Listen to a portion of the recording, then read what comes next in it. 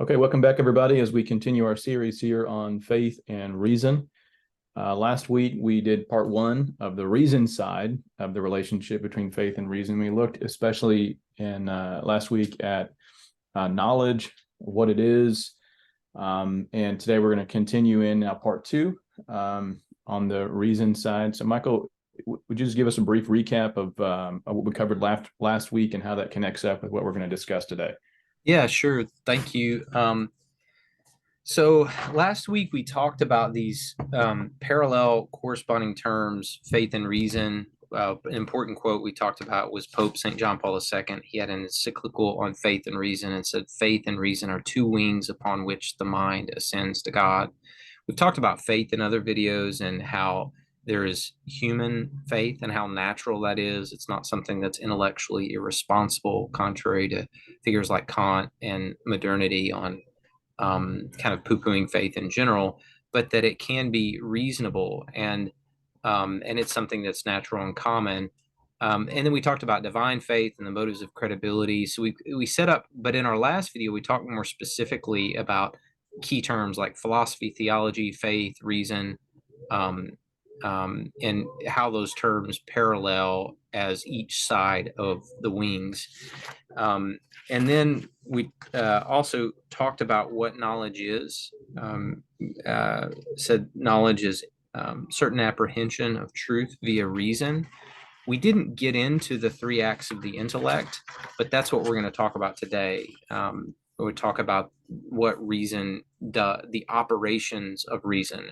I'm using reason here in a broad sense to refer to the three movements of the intellect. It can also be used, and more commonly is used, in that special sense of referring to the third act of the intellect. And then we talked about truth, one of the transcendentals, and how it's being, but being in the intellect, a mode of being in the intellect. So today, basically, what we're going to talk about is the three movements of the intellect, the three acts of the intellect. But before that, talk a little bit more about definition and its relation to philosophy. Great. Okay, so let's get into the definition piece. Okay, so so one of the things that we talked about definitions last time and the difference between jargon and definitions that illuminate. And one of the things that that I'm convinced of is that I'll talk more about how this relates to conceptualization and how conceptualization works, but that definition, in pursuing definitions, it's a part of philosophy itself. Um, and you see this in Plato, like when Plato in the Republic, what Socrates is doing in the Republic is trying to define justice. He's asking the question of what is justice, and a just definition will be brought forth, but he's not satisfied with the definition and exposes the problems with it. And so what happens when you give an essential definition, and with definitions, your goal, the gold standard of definition. Peter Crave talks about how definitions can be, you can use definition kind of in a looser sense, where you're actually describing something, or you're talking about its properties, or maybe you're giving a list of examples or things like that. But really, the gold standard, call it, of definition is where you're understanding the nature of something, you're understanding its essence. And so that's, Crave refers that as an essential definition. And what that does is analogous to this toy right here. So this is something that parents are familiar with. It's a toy. It's probably something like this. You've seen these like at doctor's offices. But it's got these blocks inside, and the kid has to figure out, how does the block fit? What blocks fit into what spots? They figure out, okay, this doesn't work, but if I put this piece and take it and put over here, there it goes. It goes in and it fits inside there. And what you're doing with a definition, when you're conceptualizing something through the definition, you're reflecting on what it is. And there's a lot more that could be said about that. But what that does, when you understand the nature of something, it's being that understanding, that conceptualization, that definition is part of the perfect. It's a. now I'm trying to figure out the best way to say it, but what you're doing is you're having the thing enter into the intellect in the same way that that enters into there. But definition, giving a definition, is part of what does that. It's part of what cuts the edges where you're actually able to receive it in, and you're understanding. It's part of the process of understanding when you're understanding the nature of something to be able to give an essential definition. So that's the only thing I was going to mention on that. And then I was going to talk about one point of modern mistakes in epistemology. But before I do that, did you want to jump in any there? No, let's get into the modern mistake on that. And Okay. maybe, yeah. So Descartes, one of the things I was going to mention is a lot of modern philosophy has just been a footnote on Descartes, and a footnote on questions related to epistemology, trying to address the question of how do we know. One of the early modern thinkers, or recent, really prominent analytic philosophers I was first introduced to by Ryan, was introduced to by you, Alvin Plantinga, but he's an example of that in his 3-volume work on warrant, trying to understand of what makes something, what is knowledge, warrants a true belief.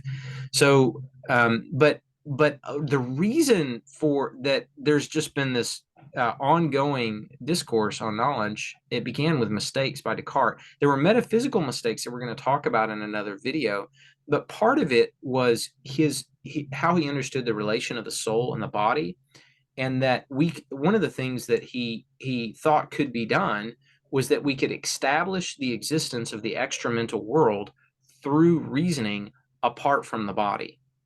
And that's a mistake, because of the relation between the soul and the body, and how the human soul, its act, even its intellectual act, which is a spiritual act, originates in the body. It originates in sense. And so the intellect, in a sense, has an act that has to be related to the body. And the reason that it's an error, or an analogy to give an example of how it's an error for Descartes to think that he could establish the existence of the extramental world solely through reason, it would be like me telling you, I want you to tell me what color that is through listening to it. Or I want you to tell me how that tastes through listening to it. So our senses have objects. The color of the object of sight is color. The object of hearing is sound. So the acts of our senses have objects, and that pertains to material reality. So the way that we establish the existence of the extramental world is not through a syllogism. It's through the principle are the senses themselves. They're the object of the senses. And then so anyways, so that's just something that I wanted to mention related to Descartes. And if your account of reasoning is correct, demon skepticism, which is what Descartes worried about, is excluded from the get-go. And Eula Klima has talked about this. We'll get into this in another video when we talk more about the metaphysical questions related to this. But I just wanted to mention that we're a body and soul composite. And one of the things, this is something, Ryan, that you also introduced me to, Bernard Woolner, this book, Summary of Scholastic Principles. One of the scholastic principles is nothing is in the human intellect which was not first in a sense. So we are, and again, we'll talk more about this in other videos, but like with children, them asking the names of things, they're first wanting to know, what is that thing called? But they begin thinking about it after they have sensed it. And then from there, we can make further inferences to things that are beyond sense, but it all begins in sense, even conceptualization. So, and that was part of the thing where Descartes got a modern philosophy off on the wrong foot, and epistemological questions still aren't coherently answered within the framework within which he said it. So anyways, I'll stop there. Any thoughts or anything that you wanted to add there? No, not on that. You mentioned a second ago that these 3 acts of the mind, or 3 acts of the intellect, And these three acts of the mind are studied in two different areas of philosophy, to the extent anyone ever studies these areas anymore. And one of them is in logic, and they're studied in two different ways in logic, one insofar as the form of their form, and the other in terms of their content or their matter. Almost no one studies the material part of that anymore, their matter. But then the other subject in which these three operations are studied is in philosophical psychology, or philosophy of mind is kind of the contemporary term for it. Aquinas just called it the philosophy of nature, and Aristotle wrote a treatise on it, De Anima, on the soul. And that's where you can study this process that Michael was referring to there. But the process it's sort of a train. You can lose your train of thought. Now we have a train of thought. The train stops in three places typically. And so tell us what those three places are, and how those three acts of the intellect factor into our discussion here on faith and reason. Yeah, super helpful. Thank you. Like that's beautifully framed. So the three acts of the intellect are, I'm just going to mention what they are, and then we'll talk in more detail about each of them. Not in a and then in a subsequent video, we'll focus a little bit more on the first one and how that relates to metaphysical questions. But the three acts of the intellect are, the first is simple apprehension, the second is judgment, and then the third is referred to as reasoning, or you could say a syllogism is an example of the third act of the intellect. So simple apprehension, we'll start with the first movement of the intellect. I was talking earlier about one of the first questions that children ask is, what is that? And when they do this, they're first trying to find out the name of something. What's that thing called? But as we grow in knowledge, we want to know more than simply the name of something. We want to know things about it. We want to know, why does it work this way and not that way? And how is it different from this? And so and how does it relate to the things around it? We seek to classify it. We seek to understand it in a deeper way. We want to know what causes it. And on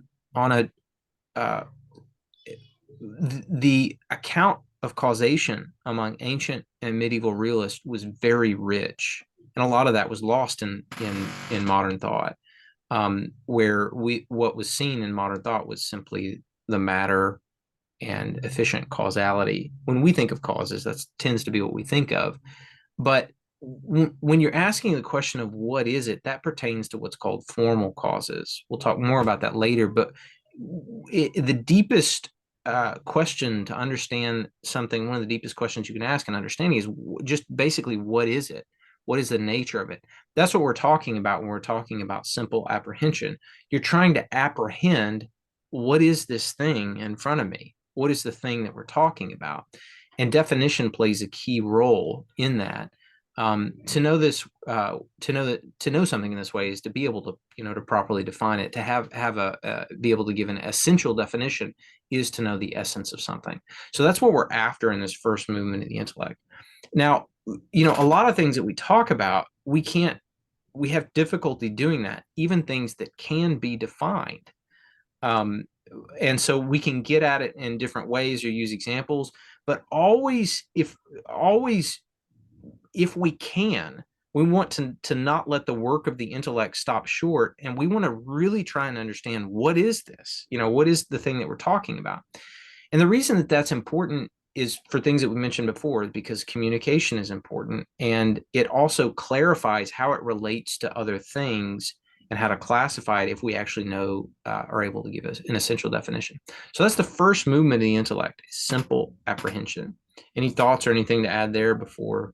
Yeah, I just underscore that these what we're talking about here are, when we're talking about the acts of the intellect, right? The intellect is just a part of your soul. And in the scholastic sort of understanding, there are your soul has powers or faculties. Yeah. And then those powers then have acts. There are particular things that those powers can do. And then those acts have objects. They're Right. things to which those acts point. And what we're speaking about here is as it pertains to what we would call today your mind or your intellect, and that has these three main powers. And then we can also speak about them not just abstractly as a power, but insofar as they're doing something, they're in act. Mm-hmm. And so it's got these three parts. The first part here is simple apprehension. Simple is its opposite is complex, multifaceted, multi-part is what the idea is. Mm-hmm. And so apprehension, we're grabbing it, we're apprehending. That's what Michael is articulating there. And St. Thomas gives the example here of seeing someone far off in the distance walking toward you. And you can see and you can apprehend instantly that's a person. And then as they get a little bit closer, you realize it's a man. And then as they get a little bit closer, you realize it's Peter. That's the exact same example he gives. So each one of those apprehensions is true, but they're increasing levels of detail and increasing levels of knowledge. And so it's not that the earlier are false, it's that they get stronger over time. The more information you obtain, the more you're able to investigate and so on. That's so super helpful. Super helpful. Yeah. And so the first movement here that Michael's underlining here is simple as opposed to complex, not multifaceted. It's one thing, you grab it. Simple apprehensions, and that's the idea. We get it develops a concept or an idea that corresponds with the thing that's outside your mind, and all of this stuff is moving to the next stage, which is the second act of the intellect. So tell us about that. Sure. Can I mention one thing about that super helpful example? That relates to like genera and species having a more generic knowledge. It's a person. You see it from the distance. It's a person. And then what you're doing is as the focus gets clearer, you're saying, well, it's a person, but it could be a man or a woman. And as the focus gets clearer, you're like, okay, this is a man. And then it gets even clearer to where you identify the individual man whose name is Peter. And so that's that sort of clarity, that specialization, or knowing the species. You're moving from the broad to this specific, this clearer, super helpful example. So judgment, the second movement of the intellect, is as Ryan mentioned, so there's simple apprehension. You're asking the question of what it is, a more simple thing. And then with judgment, once we know what something is, we can ask how it relates to other things. So if we know what man is, and we know what mortality is, and we know the individual named Socrates, we can well, I'm getting a little bit ahead, moving to the third movement of the intellect. But with a judgment, you can say, you observe again and again and again, men die. And so you can say, well, men are mortal. That's a judgment. It's where you bring two ideas together. And there's what was referred to as Ryan, you could probably tell us more about this, the copula that joins them together, what we often call the linking verb. Men are mortal. And so that's a judgment.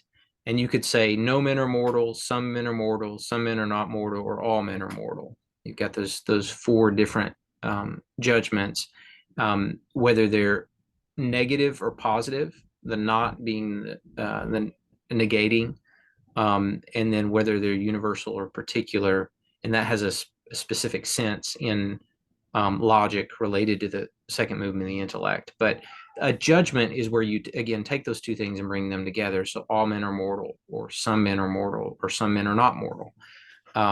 And those are examples of judgments. And what we're, let's see. Yeah, I think I'll stop there. Any thoughts on that or anything you would add related to that? Yeah, so it's important for folks to see what's happening here, or just the scholastic tradition here, building on Plato, Aristotle, is giving a much more detailed understanding of just common sense, the way in which we build our understanding of the world. So the first step is how we get ideas, where ideas come from, and there's a lot more to be said about that. Michael's alluded to some of that stuff insofar as how our senses relate and reach out to the world around us, and those each are faculties that have powers and acts and objects. There's all those things. That's the example that Michael was given earlier about seeing a sound or hearing a color, right? The reason those didn't make sense is because those aren't the objects of those powers. So there's a whole extra thing here that we're skipping over. Probably will come back to some other time at another level lower down of detail. But the idea is we get ideas in a particular way, and that's the first stage or first movements, first act of our intellect, and then we compose or divide those ideas. We put those two ideas together and say these ideas co-occur. Everybody who's human is mortal, but then there are ideas that don't co-occur, that can never co-occur, right? No one's seen a married bachelor. Why? Because those ideas repel each other. Right. And so we express that as a judgment in our mind, and then we express that with our words or our writing in a proposition. So each of these acts, they have power, or each of the powers have acts, objects, and then a product or a fruit of those things. So the fruit of the simple apprehension is a concept. And you can have concepts about concepts, and you have concepts about things outside your mind. And the fruit of the second operation of the intellect is judgment, or if we say it out loud, a proposition. And so that proposition will compose, put the two things together, or divide them. And so you can see how we're building on the first step. What are we composing and dividing? Ideas, concepts that we got from the first operation. And so now as we move to the second operation, we're seeing how we're building on that. And both of those two operations are themselves pointing to the third and final act of the intellect, which most people focus almost exclusively on. And so they missed out on 2/3 of the wisdom, the received wisdom across the centuries. But it is true that these first two operations are pointing to the third. And tell us about the third. So the third is commonly called reasoning in modern parlance, but reasoning, the intellect's operation, it does these three things, not simply the third one. So reasoning is the intellect's act. If we mean by reasoning what the intellect does, then reasoning refers to all three. But more as it's more commonly used in the modern sense, this third act of the intellect, you've got the first one, simple apprehension. You ask the question of what is it. The second act of the intellect, judgment, where you take two things that are known, you know what each of them are, and you say how they relate to one another. Again, composition or division. And then the third is syllogism, where in the judgment you have two ideas that are brought together. The third movement of the intellect you have, and that's referred to as a proposition. In the third movement of the intellect, you have two propositions that are brought together. And then from the relation of the terms in the propositions, you're able to, through a syllogism or through reasoning, you're able to produce this new thing, a conclusion that it draws from two premises, which are the two propositions, how the terms within those relate to one another and can form a conclusion. Now, one of the things that you want the premises to be true. You want and the argument for the conclusion to be true. The reasoning has to be valid, and the premises have to be true. So it has to be sound and valid, and then the conclusion is true. But I don't know if I did a great job representing what a syllogism is, but that's the third movement of the intellect. With the first movement of the intellect, you've got an idea. With the judgment, you've got two ideas that are brought together, and that's called a proposition. And then with the syllogism, you have two propositions that are brought together. And there's a ton that we could say about this. But from that, you make a deduction, an inference, and know this third thing. I'll give the most common example. If I know that all men are mortal, and I know that Socrates is a man, then I know that Socrates is mortal. I don't, sometimes I'll give that example and I'll just stop and I'll say, what do we know? And everyone inevitably in the room, even if they've not had any experience in philosophy, they know, well, it means that Socrates is mortal. That's what those two things mean. If we know both of those, then we know that Socrates is mortal. That's a common example, but anything that you'd add to that, Yeah. or fill out or correct? Yeah. So what you see in each of the movements there, you see. That's why it was important to understand that simple apprehension, because step two is not, it's not simple. And that is to say, it has parts. That's what we mean by simple. Right. In the simple apprehension, there are no parts. You apprehend whatever it is that you apprehend.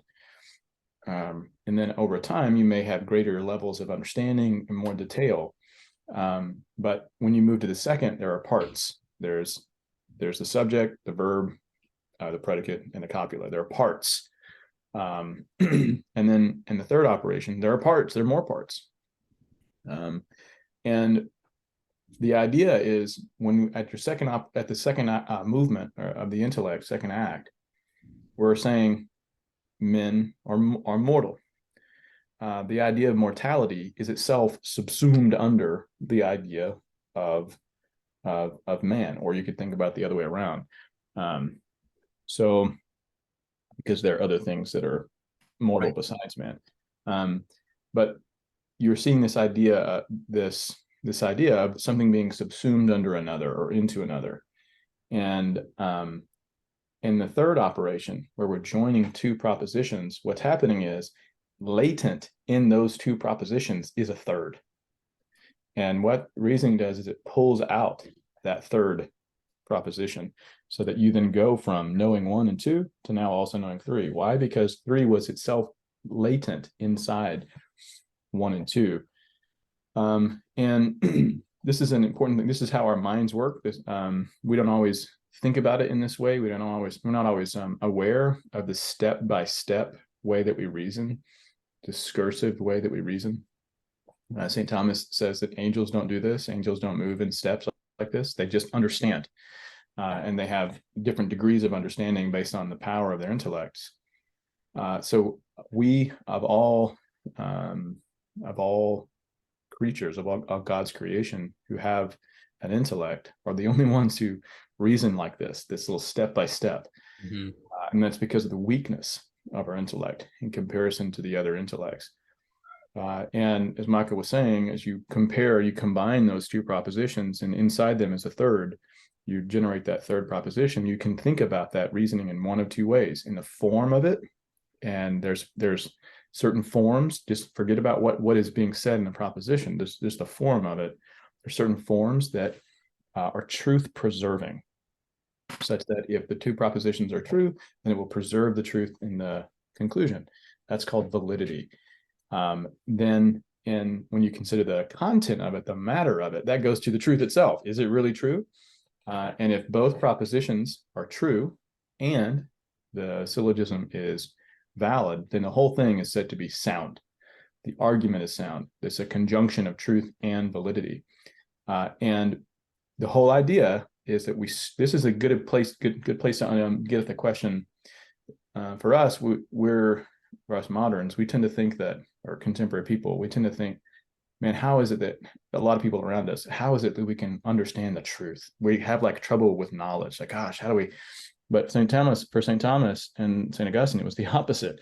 Because they understood us correctly to be so wired for truth.